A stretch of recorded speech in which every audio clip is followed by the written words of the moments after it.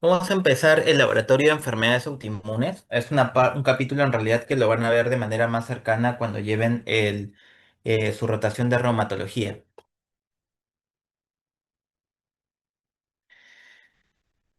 En sí, la autoinmunidad va a ser un fenómeno inmunológico dentro de la de regulación del sistema inmune, en el cual este va a dejar de reconocer a ciertos componentes del organismo como propios y va a generar una respuesta inmunitaria contra antígenos propios. Esta respuesta va a poder ser de repente transitoria o puede ser de manera persistente, ¿ya? Entonces, vamos a ver que cuando em, la respuesta normal frente a una molécula extraña es que ocurra que el sistema inmune responda frente a ellos y esto va a causar va a llevar a la defensa del organismo.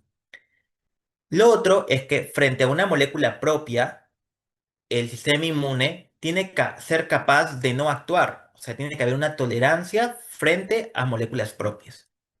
Mientras que a una molécula extraña, a una molécula no patógena, eh, el sistema inmune, si es extraña y no patógena, no debería responder de sobremanera.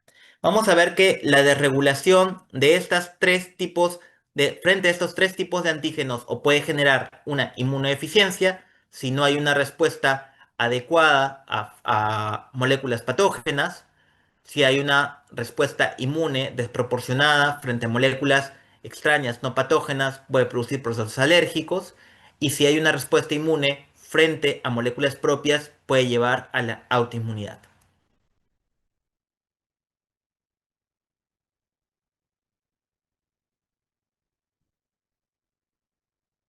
Entonces, la respuesta en una enfermedad autoinmune es una respuesta inmunológica del sistema inmune patológica frente a antígenos propios. Esta respuesta puede ser tanto a través de una respuesta inmune innata o también adaptativa, que ya le hemos revisado anteriormente, y que va a llevar a qué? Va a llevar a un estado de inflamación, a un estado de lesión a nivel celular y también a alteraciones a nivel funcional.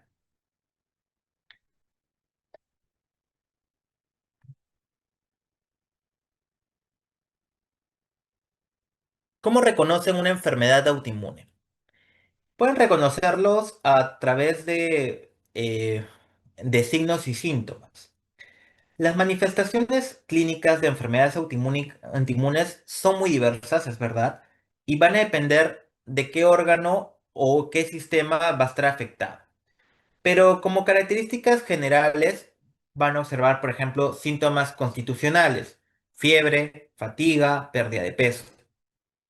Manifestaciones a nivel articular, por ejemplo, las artralgias, las artritis, en la artritis reumatoide, hay manifestaciones cutáneas, hay compromiso órgano específico, si es que hay anticuerpos órgano específicos, enfermedades sistémicas como por ejemplo en el ES, etc.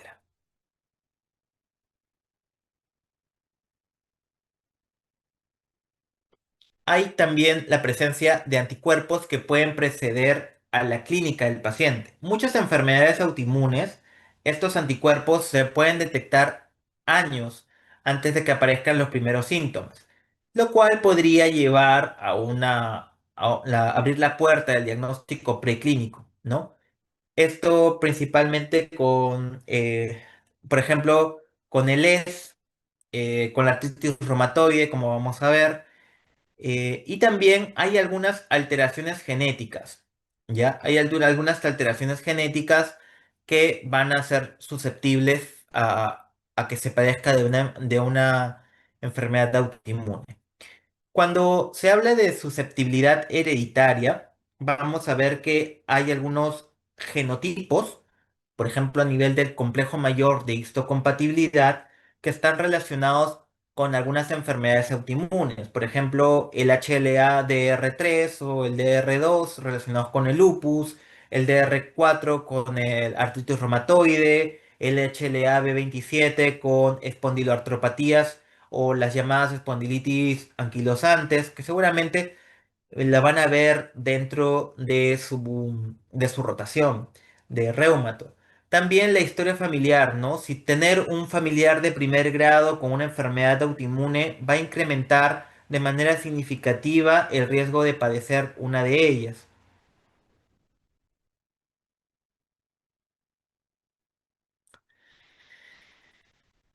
Lo otro es también el reconocimiento de anticuerpos y el antígeno Diana.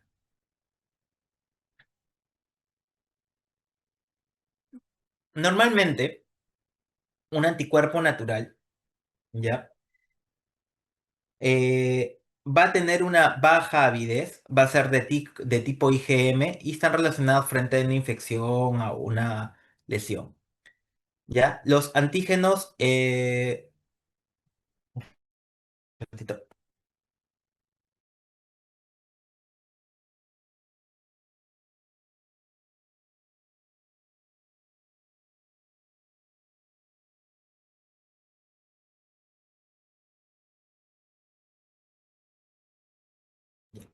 ya, y luego están los tipos de antígenos. Los antígenos inespecíficos, eh, los antígenos inespecíficos son comunes o están presentes en múltiples tejidos, mientras que los antígenos específicos de tejidos son exclusivos de un órgano, ¿no? Por ejemplo, ¿cómo se llama? El antígeno contra la tiroides o contra el páncreas.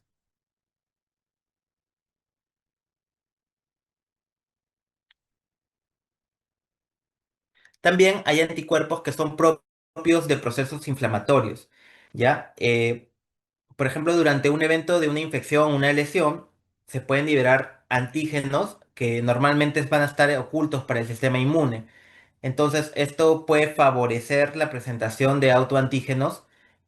Por ejemplo, en la artritis reumatoide, los péptidos citrulinados activan la producción de estos anticuerpos antipéptidos citrulinados. En cuanto a la parte ya diagnóstica en sí, y que vamos a ver pruebas de screening, que es, dentro de ellos está el ANA, que son ensayos que me van a detectar la presencia de anticuerpo o la presencia de un anticuerpo frente a un antígeno celular, más no me va a decir qué antígeno específico es el que va a estar implicado.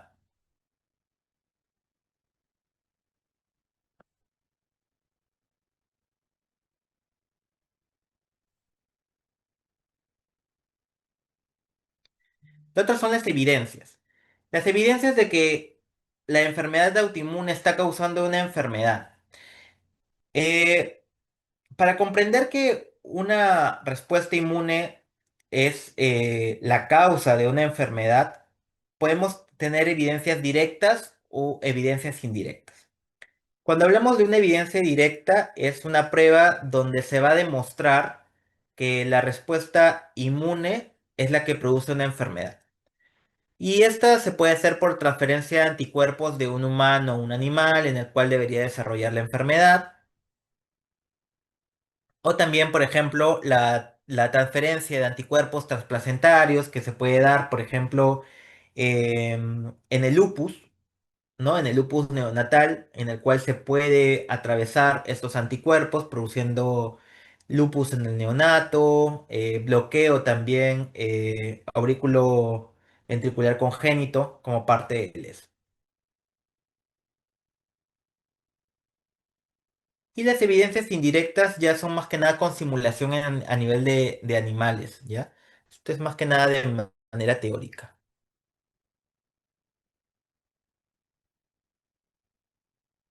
También hay evidencias circunstanciales de que se estén frente a una enfermedad autoinmune.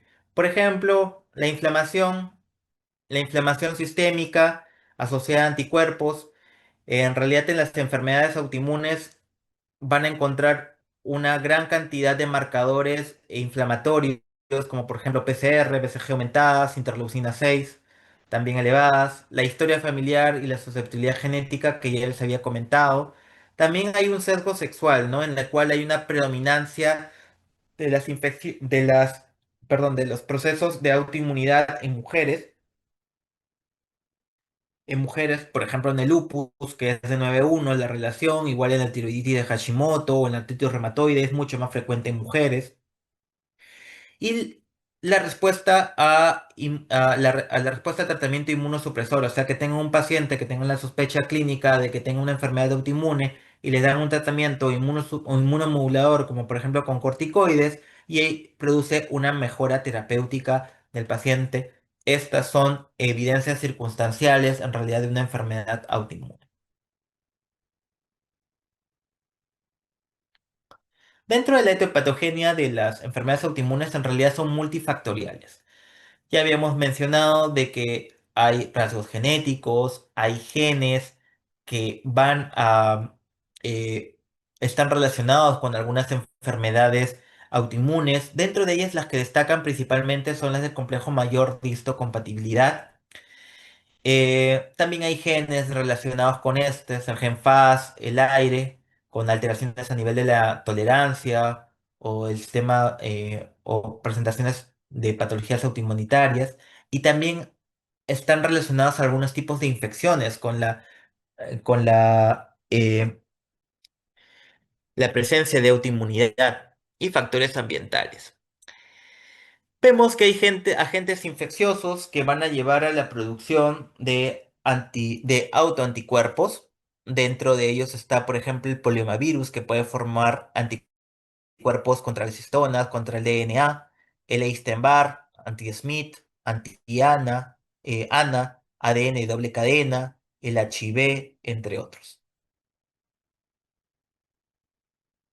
Este es en el caso de el HLA. Este es el HLA-B27, relacionado principalmente con espondilitis anquilosante. Vemos también el DR4 relacionado con artritis reumatoide, el DR2 con esclerosis múltiple.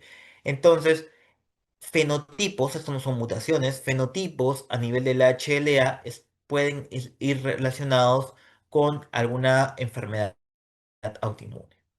Vamos ahora a las pruebas de laboratorio. Vamos a ver esta prueba llamada prueba de Lee, ¿ya? La prueba de Lee es una prueba que quedó en la historia. Son neutrófilos o son macrófagos que han sido fagocitados, que han fagocitado ya el núcleo.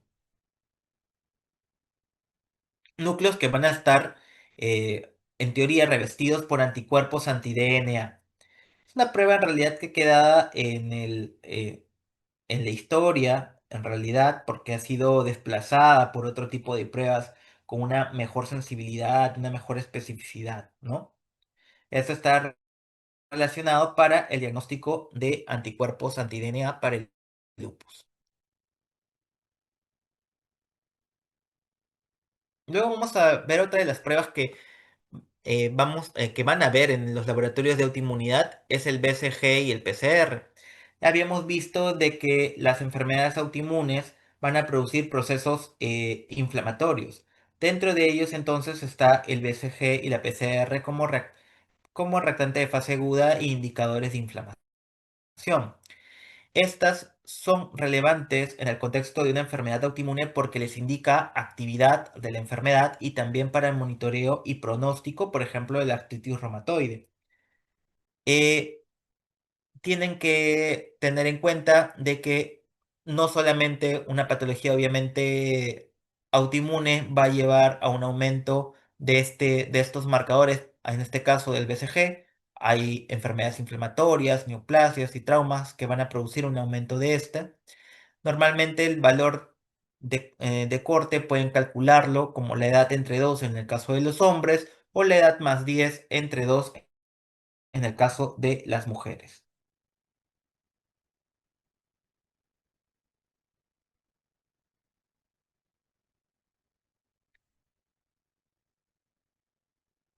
En el caso del PCR, el PCR, al igual que el BCG, eh, no confundir proteína C reactiva con reacción de la cadena de la polimerasa, por favor, este también les va a permitir ver actividad.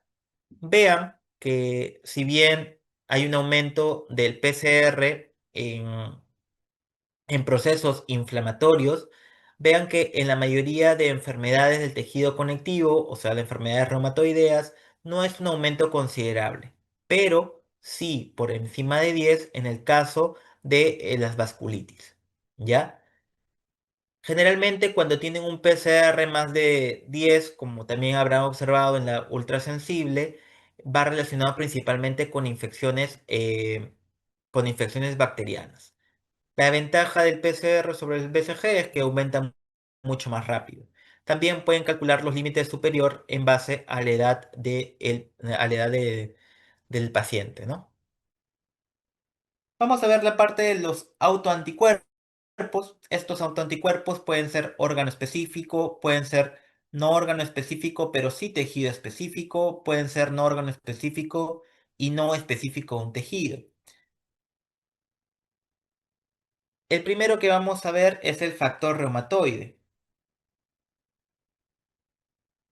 El factor reumatoide va a ser un anticuerpo de tipo IgG.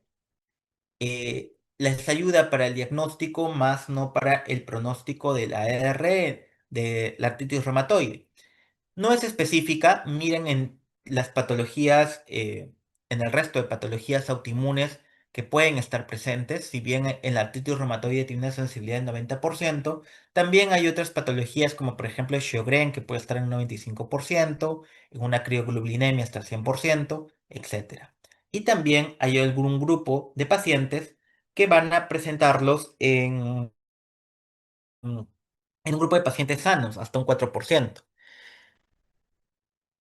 Estas son algunas de las presentaciones en las cuales pueden encontrar factor reumatoide positivo sin la necesidad de tener artritis reumatoide o causas no reumáticas.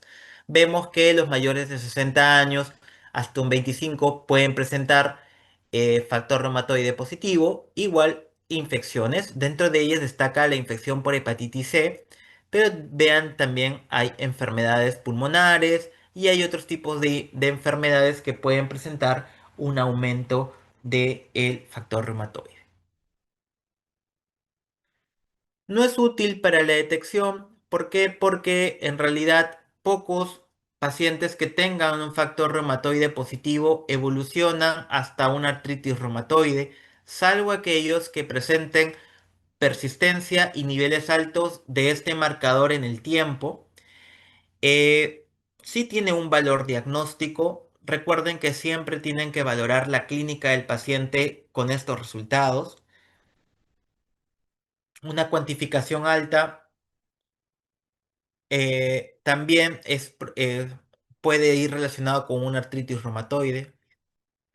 Y también me permite un valor pronóstico, ¿ya? Un factor reumatoide positivo con enfermedad articular y también extraarticular agresiva, ¿ya?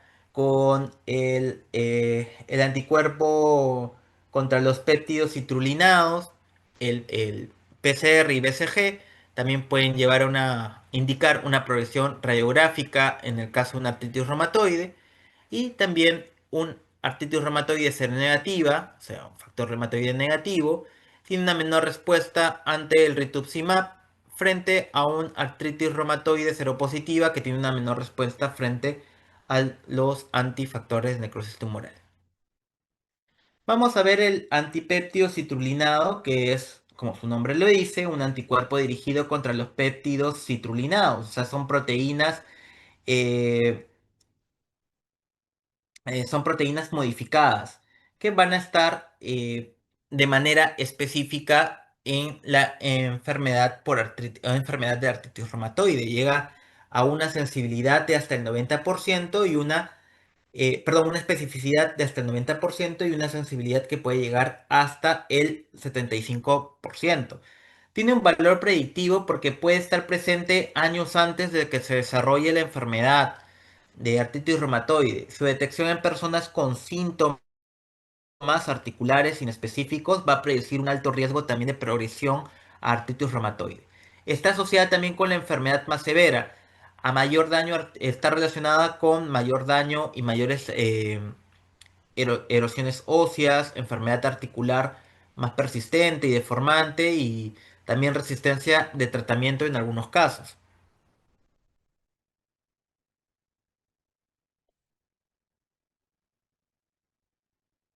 Ya, esta es la especificidad que van a ver del factor reumatoide frente ante el antipéptido citrulinado. Ven que la especificidad es de el 95% frente al 85%, si bien la sensibilidad es un poco mayor en el caso del factor reumatoide, ¿no? Para el diagnóstico de artritis reumatoide, hay distintas técnicas que se van a utilizar para su medición. Luego vamos a la prueba de screening, al llamada ANA o anticuerpos antinucleares. En realidad, el ANA, estos anticuerpos, no necesariamente van a detectar un anticuerpo que va a ser dirigido contra un componente del núcleo. ¿Ya? Sino que también pueden detectar otros marcadores, pueden detectar componentes a nivel del citoplasma, o sea, anticuerpos contra la actina, por ejemplo, contra la miosina, contra antígenos mitocondriales, etcétera. Entonces, más que nada nos van a indicar eh, una prueba de screening para la presencia de un autoanticuerpo frente a una célula.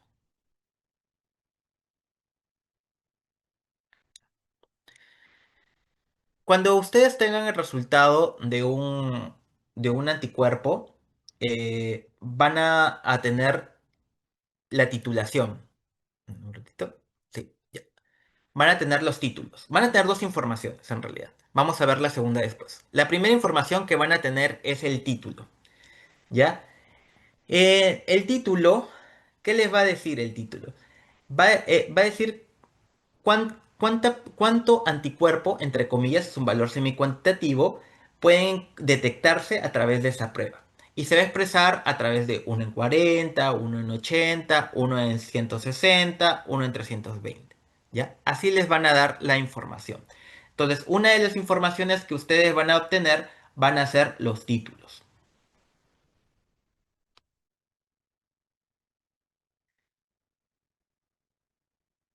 ¿Por qué es importante los títulos y poder determinar un punto de corte?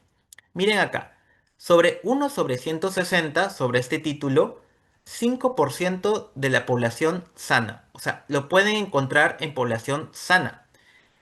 Inclusive pueden encontrar en gestantes, en infecciones crónicas, en adultos. Por eso es importante ustedes determinar el título. Generalmente se consideran que los títulos mayores a 1/160 son relacionados con ya enfermedades autoinmunes, ¿no? Obviamente esto tiene que estar acompañado siempre de una clínica, ¿no? Hay alguna bibliografía que sí considera 1/80 para considerarlo más significativo. Pero 1/160 es el que manejan la mayoría. Ya va a depender en realidad de donde ustedes lo lean. Vamos a ver la metodología para el IFI. Ya, que este es el gol estándar. Este es el llamado IFI o inmunofluorescencia indirecta. Ya, ese es el gol estándar. Estas láminas, en cada uno de estos pocillos que van a ver, van a tener una célula. Estas células son las llamadas células HEP2. Estas células HEP2 son células de un carcinoma epidermoide.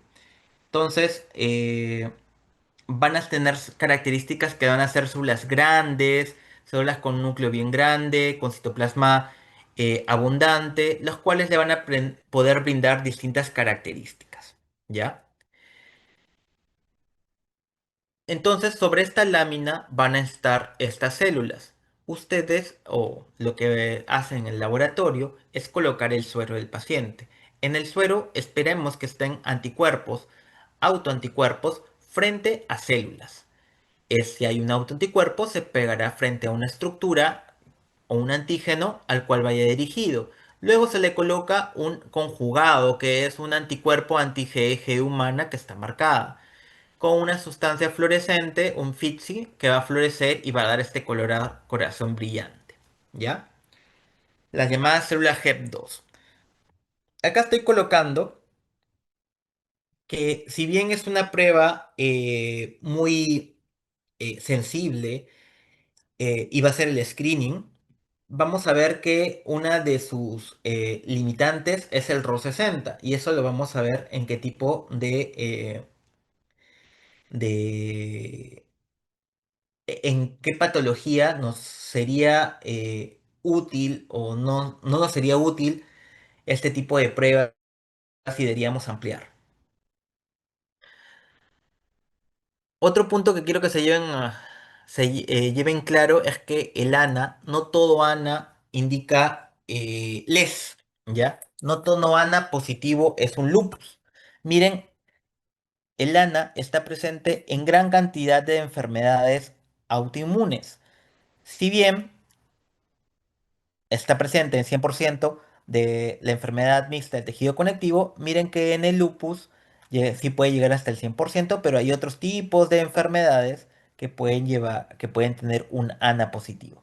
Entonces, un ANA positivo no necesariamente va a ser lupus. Va a depender mucho del patrón, va a depender también del título que utilice.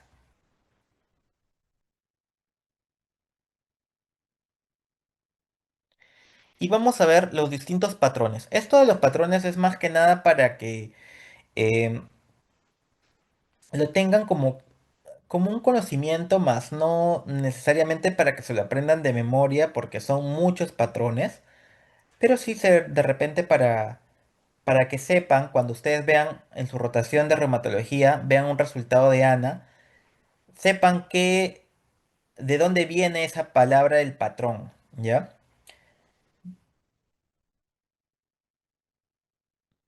Los patrones de lana se han llegado a un consenso en en cómo denominarlos, en la nomenclatura acerca de estos patrones. Vamos a ver que en realidad esto es un poco difícil poder determinar el patrón, ¿ya? Y por eso es que lo divide a través de lana patterns, se divide en nivel competente y nivel especialista. Van a tener patrones nucleares, van a tener patrones citoplasmáticos y patrones mitóticos. Como les he mencionado, les voy a mencionar de repente dos o tres que son los más relevantes. De ahí van a ver que hay una gran cantidad de patrones que a veces son difíciles que se los aprendan. Este es uno de los que sí deberían aprendérselo porque es el más frecuente. Es un patrón nuclear homogéneo. Este patrón nuclear homogéneo, vean los antígenos a los cuales están asociados. Un anti-DNA de doble cadena, nucleosoma e histonas. Este es un patrón común que van a encontrar en un paciente con lupus. Entonces, si ustedes tienen un paciente que tienen un ANA positivo en un título alto y con un patrón nuclear homogéneo, es muy probable que tenga lupus. Obviamente lo tienen que ver con la clínica que presente su paciente. Este es otro patrón que sí deben llevárselo porque lo van a ver de manera frecuente. No debería ser así, pero sí lo van a ver. ¿Por qué? Porque en los últimos años lo que he podido ver es que los residentes marcan gran cantidad del ANA como si fuese una prueba de rutina. ¿Qué hace esto? Al tener una gran cantidad de pacientes que no en realidad deberían tomarse un ANA, y como les había mostrado, hay un porcentaje de pacientes sanos o con no enfermedad autoinmune que pueden tener un ANA positivo. Los pacientes sanos pueden tener un ANA positivo y generalmente tienen este patrón. Es un patrón nuclear granular fino denso y va con un antígeno que es el DFS70. ¿Ya? Recuerden este patrón, un patrón nuclear granular fino denso con un título bajo de ANA positivo, generalmente sin el contexto clínico puede ser que sea un paciente sin una enfermedad autoinmune. Luego están los anticentrómeros, ya, este es un patrón anticentrómero que está relacionado con esclerosis. Luego vemos el nuclear granular fino denso. Acá van a encontrar el RO-ELA. Este está relacionado a Sjögren, también a lupus neonatal, también lo van a poder encontrar. Una limitante que les había mencionado en la parte de acá sobre el ANA por IFI es el RO 60. El RO 60, el RO, el RO se divide en dos subunidades, el RO 52 y el RO 60. El RO 60 a veces no es posible poder observarlo eh, a través del IFI, ¿ya? Otros tipos de patrones, el nuclear granular grueso o grande, relacionado con LES, etcétera, etcétera, etcétera. ¿Ya? Este es con hepatitis autoinmune tipo 1, el citoplasmático fibrilar lineal, es contra actina, miocina, cirrosis biliar primaria, el citoplasmático reticular, y luego vamos al anti-DNA de doble cadena. Todos estos patrones son parte del ANA, ¿ya? Entonces, ustedes cuando tengan un estudio o tengan una sospecha de una paciente con una enfermedad autoinmune, su prueba de screening va a ser el ANA. En el ANA les van a brindar información. Les van a decir, ah, ya, tienen este patrón y tiene tanto de título. Les han dicho a través de este estudio, entonces, de que sí tiene un autoanticuerpo frente a una estructura de una célula. Sin embargo, no le han dicho hasta este momento qué tipo de anticuerpo tiene. Si bien a través del patrón lo pueden sugerir, pueden extrapolar qué tipo de anticuerpo tiene, todavía no lo han dicho de manera específica. Uno de los anticuerpos que habíamos visto acá en el patrón homogéneo era el anti-DNA de doble cadena. Entonces, para confirmar ese anti-DNA de doble cadena, se tendrá que hacer la detección de este anticuerpo. Así se pide el anti-DNA de doble cadena. A diferencia del ANA, el anti-DNA de doble cadena sí sirve para monitoreo.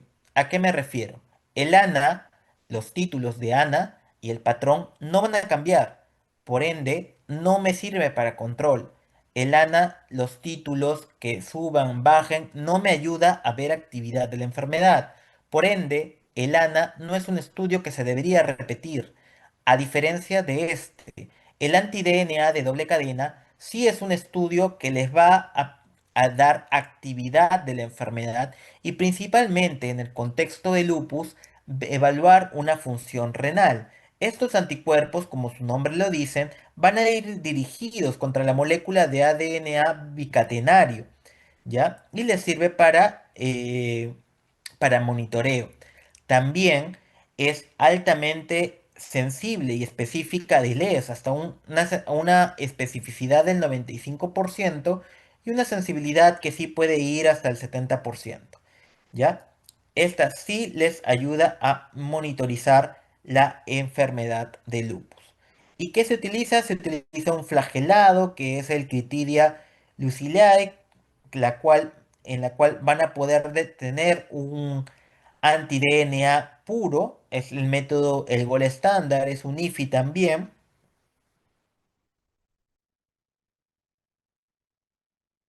y así van a detectar el anti-DNA de doble cadena observando estos citoplastos brillando, ¿no?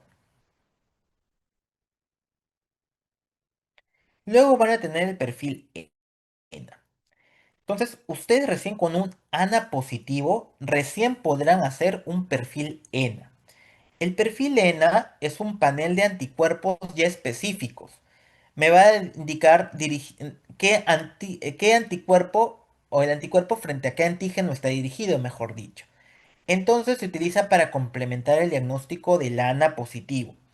Los antígenos que se incluyen son variables. Va a depender mucho del panel que tenga su laboratorio. Por ejemplo, el anti-Smith. El anti-Smith es específico para el lupus. ¿Ya? Me va a indicar también nefritis lúpica, etcétera. Luego tengo la ribonucleoproteasa, la ribonucleoproteína 1, que está asociada también a lupus hasta un 47%, enfermedad mixta del tejido conectivo, polimiositis. El RO, el RO asociado a Sjögren y a lupus neonatal, yo les había mencionado de que solamente se hace ENA si tiene un ANA positivo. Solamente en un caso se aceptaría hacer un ENA con un ANA negativo. En el caso de que se sospeche de una enfermedad de Sjögren, eh, que tenga un RO60, porque el RO60 puede ser que se escape al IFI. Solamente en ese caso se podrá hacer un ENA con un ANA negativo. ¿Ya? ¿Qué más hay? Hay el anti-CL70, que es el anti-topoisomerasa 1, que es de esclerosis sistémica difusa. El anti-JO, asociado a polimiositis, a dermatomiositis, y a enfermedad de Raynaud. Entonces, Elena, la importancia es que me permite ya detectar el antígeno, el anticuerpo específico frente a un antígeno y darle el contexto clínico que tiene el paciente, ¿no? Luego vamos al ANCA, ¿ya? El ANCA son autoanticuerpos dirigidos contra proteínas del citoplasma del neutrófilo, también del monocito. Se van a detectar estas principalmente en vasculitis sistémicas, de pequeños o de medianos vasos. Dentro de los tipos de ANCA tenemos el ANCA C y el ANCA P. El ANCA C es el ANCA citoplasmático, ¿ya? Generalmente van a tener un patrón difuso a nivel del citoplasma, ¿ya? Ese está relacionado a la granulomatosis o a la llamada, a la de Wegener. Mientras que el ANCA P va a ser su patrón a nivel perinuclear, ¿ya? Frecuentemente está dirigido contra la mieloperoxidasa y en esto lo va a estar asociado a la poliangitis microscópica, al síndrome de Sjögren-Strauss, por ejemplo. Entonces los ANCAS positivos son marcadores para vasculitis, ya vasculitis asociadas al ANCA. Generalmente también se utiliza la metodología del IFI, igual que el ANA, la misma metodología, eh, en la cual se van a observar los patrones de ANCA P o ANCA C. Y vamos a ver un poco de anticuerpos hepatitis autoinmune, ¿ya? Vamos a tener los AMA y los ASMA. Los AMA, que son los anticuerpos antimitocondriales, y los ASMA, que son los anticuerpos antimúsculo liso. En el caso de los anticuerpos antimitocondriales, como su nombre lo dice, son dirigidos contra los antígenos de la mitocondria. Y los antimitocondriales, los AMA, van a ser, van a ser los que están relacionados con la cirrosis biliar primaria. A diferencia de los asma están relacionados con la hepatitis autoinmune tipo 1. En el caso de los AMA, estos son muy específicos de cirrosis biliar primaria.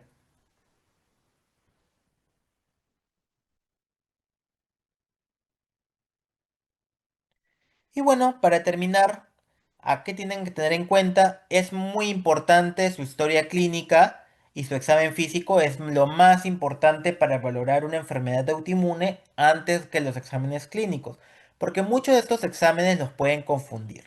No soliciten un examen si no saben qué hacer si el resultado es anormal. Recuerden, no todo ANA positivo es lupus y también no todo factor reumatoide positivo es artritis reumatoide. No se realiza ENA sin un ANA positivo, salvo que sospechen de un Sjögren con un RO60. No se repite el ANA, ¿ya? No se realizan mediciones seriadas tampoco de factor reumatoide, antipéptido citrullinado en pacientes con AR0 positiva y tienen que ajustar, recuerden, el BCG y el PCR según la edad y el sexo de sus pacientes.